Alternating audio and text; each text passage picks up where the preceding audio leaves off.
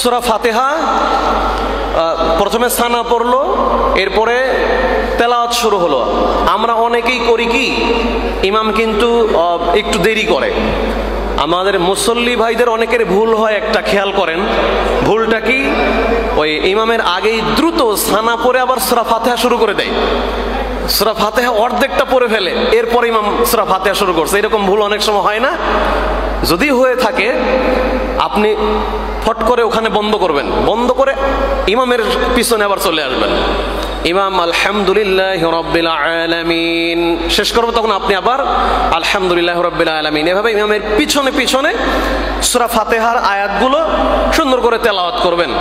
কিন্তু সূরা ফাতিহার শেষে ইমাম গায়রিল মাগদুবি আলাইহিম ওয়ালাদ-দাল্লিন বলার পরে যে আমিন বলবে, আমিনটা একসাথে ধরবেন ইমামের সাথে। হ্যাঁ, ইমামের আমিন, মুসল্লির আমিন, ফেরেশতার আমিন এক হলেই আল্লাহ মাফ করে দেবে ইনশাআল্লাহ। সম্মানিত উপস্থিতি, চেষ্টা করবেন। হ্যাঁ হ্যাঁ, প্র্যাকটিক্যাল করে দিই, মানে আমিনটা আমার সাথে বলবেন, আগেও না পরেও না। গায়রিল মাগদুবি আলাইহিম ওয়ালাদ-দাল্লিন,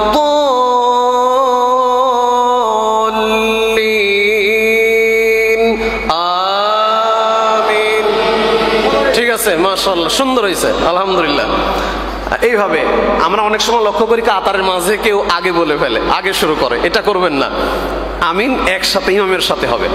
এরপরে যখন ইমাম অন্য একটা সূরা তেলাওয়াত শুরু করলো, আপনি খুব মনোযোগের সাথে চুপ নীরবে মনোযোগ দিয়ে থাকবেন তেলাওয়াতের দিকে। উনি কি বলছে আপনার মুখস্থ না থাকলেও আপনি খেয়াল করবেন, বোঝার চেষ্টা করবেন যে কি উচ্চারণ করতেছে, তাহলে আপনার মনোযোগ সালাতের ভিতরে থাকবে। আর আপনি যদি তেলাওয়াতের দিক খেয়াল না করেন, মনোযোগ চলে যাবে অন্যদিকে। আরেকটা কথা, এই অবস্থা কিন্তু নজর থাকবে সিজদার জায়গায়। কোথায়? সিজদার জায়গায় খেয়াল করবেন, ডানে বামে সামনে এদিকে না। আল্লাহ রাসূল এটাকে বলেছেন নামাজ ছিনতাই, শয়তান নামাজ ছিনতাই করে।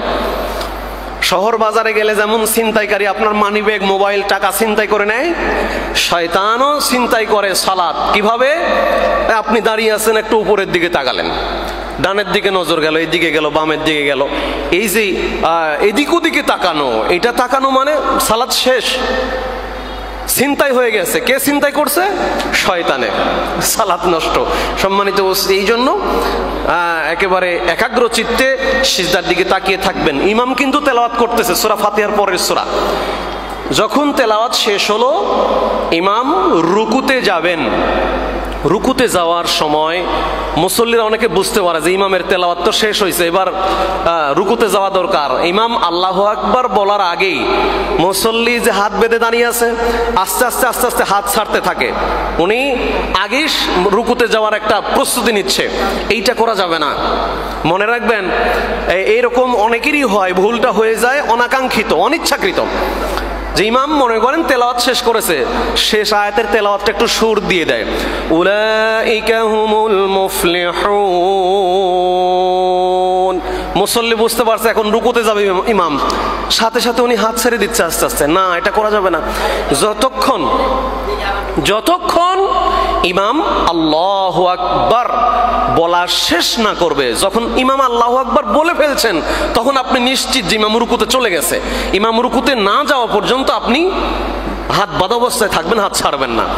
তাহলে আমরা একটু প্র্যাকটিক্যাল করবো ইনশাল্লাহ রুকুতে যাওয়াটা। হ্যাঁ, আমি আল্লাহু আকবার বলবো, আপনারা সবাই হাত বাঁধেন, সবাই হাত বাঁধেন, সবাই হাত বাঁধেন। রেডি? আল্লাহু আকবার। আলহামদুলিল্লাহ। আশা করি আমার আল্লাহু আকবার বলা শেষ হওয়ার আগে রুকু অনেকে নিচে যাইতে যাইতে হাত বাঁধে, ও আর বলছে, হ্যাঁ হ্যাঁ, আচ্ছা আচ্ছা। আমি আমার একটা ধারণা কেউ মানে আগে যায় নাই, বেশিক্ষণ এভাবে থোয়া যাবে না। আচ্ছা, আবার একটু দাঁড়ান, মেহেরবানি করে দাঁড়ান, কষ্ট হবে বেশিক্ষণ রাখলে এভাবে।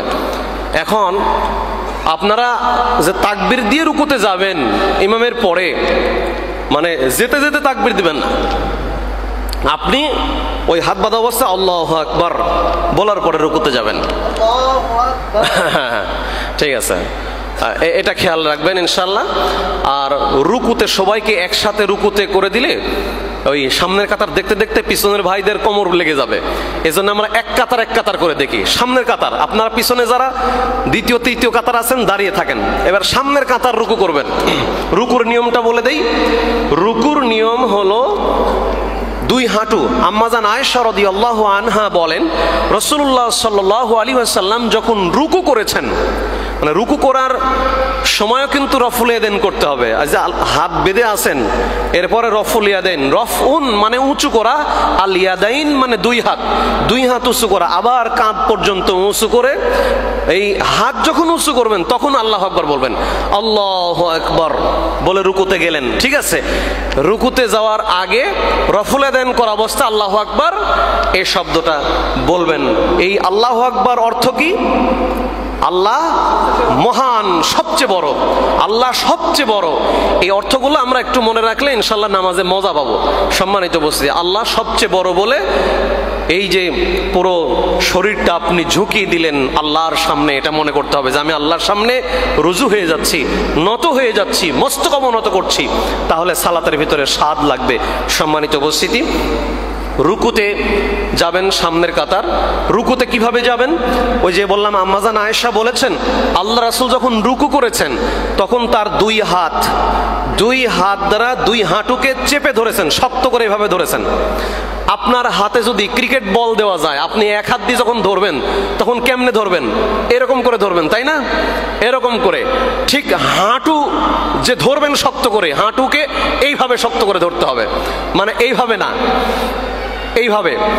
এই আঙ্গুলের মাঝখানে কিন্তু ফাঁকা থাকতে হবে। যখন হাঁটু চেপে ধরছেন আপনি, প্রত্যেক আঙ্গুলের মাঝে ফাঁকা হবে, ঠিক আছে? জি, হ্যাঁ। এবং রুকু করা অবস্থায় এই যে এটা হলো ধনুক, আজকে বলছি, গত জুমায় বলেছি, এই ধনুকের এই মাথা থেকে এই মাথা পর্যন্ত রশি যেমন থাকে সোজা, আপনার এখান থেকে এই হাঁটু পর্যন্ত সোজা থাকতে হবে। তবে যদি কারো রোগ থাকে, অসুস্থতা থাকে, তিনি তার মতো করে করবেন। সুস্থ যারা, তারা রুকু করবেন, দুই হাঁটু দুই হাত দিয়ে চেপে ধরে এই দুই হাত একবার সোজা থাকবে, আর কোমর থেকে শুরু করে মাথা পর্যন্ত সমান হবে, কোনো কুঁজা হবে না, বাঁকা হবে না। সামনের কাতারে যারা আছেন আপনারা মেহরবানি করে রুকু করেন, আমরা দেখি ইনশাল্লাহ। জি, আল্লাহু আকবার বলে রুকু করেন।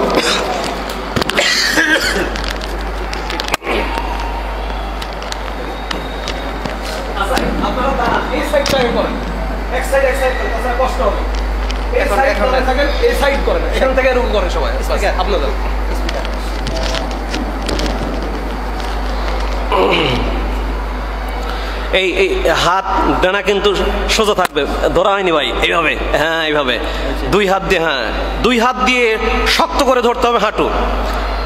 আপনার কি কষ্ট হবে? যদি কোমরে, মেরুদণ্ড, হাড়ে ব্যথা থাকে তাহলে ভিন্ন কথা। আর একটু হেলতে হবে যে এই মাথা কোমর কিন্তু সোজা হবে। মহিউদ্দিন ভাই দেখেন, মাশাআল্লাহ সুন্দর হয়েছে। এই হাত ভাঁজ করা যাবে না, হাত সোজা রেখে সামনের দিকে ঝুঁকেন। হ্যাঁ, ও আচ্ছা আচ্ছা, বয়স্ক ব্যক্তিদের কষ্ট হবে, তাদের জন্য সুযোগ আছে, সমস্যা নেই। মাশাআল্লাহ মাশাআল্লাহ, একটু এরম, হ্যাঁ মাশাআল্লাহ। হ্যাঁ, এটা ধরেন, আমি এদিক দিকে আসি।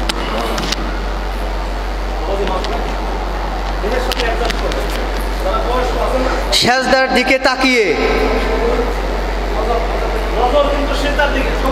নজর কিন্তু সেজদার দিকে, মাথা সোজা, মানজা সোজা, যাতে পিঠে পানি পড়লে গড়ে পড়ে যায়। মাশাআল্লাহ, সবারই খুব সুন্দর হচ্ছে।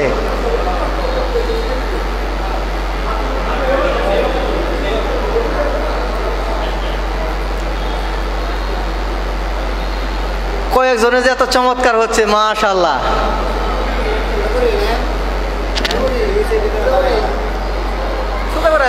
আপনি দেখছেন তো? এটা বেশিক্ষণ থাকা যাবে না, যারা বেশিক্ষণ থাকা যাবে না উঠে পড়েন। শাক দেখছে তো, এই সাইডে দেখছে, এই দিক দিয়ে উঠে পড়েন, এই দিক দিয়ে উঠে পড়েন। হ্যাঁ, যেগুলো দেখা হচ্ছে এগুলো উঠেন, হ্যাঁ কষ্ট হবে।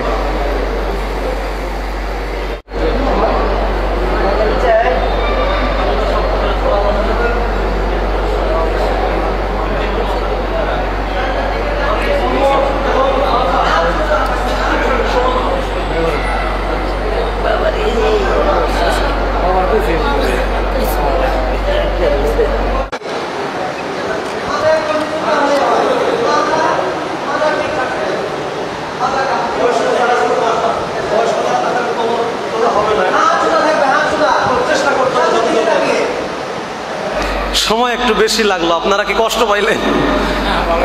আলহামদুলিল্লাহ, এর ভিতরে একটা তৃপ্তি আছে, প্রশান্তি আছে যে আল্লাহর ইবাদতের প্রশিক্ষণ দিচ্ছি আমি, এটা মনের ভিতরে একটা শান্তি লাগার কথা।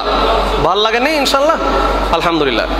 এখন আমরা প্রত্যেক জুমায় সালাতের এরকম এক একটা পার্ট ধরবো। আজকে রুকু ধরলাম, আগামী দিন সিজদা ইনশাল্লাহ, আগামী জুমাতেও ইনশাল্লাহ আপনারা উপস্থিত থাকবেন। আগামী দিন রুকু থেকে উঠবো কিভাবে এবং সিজদা দিব কিভাবে, এইটা ইনশাল্লাহ আগামী জুমায়। প্রত্যেক জুমায় আমরা একটু একটু করে যদি ধরি তাহলে আশা করি আমাদের এটা মনে থাকবে, সালাত বিশুদ্ধ হবে ইনশাল্লাহ।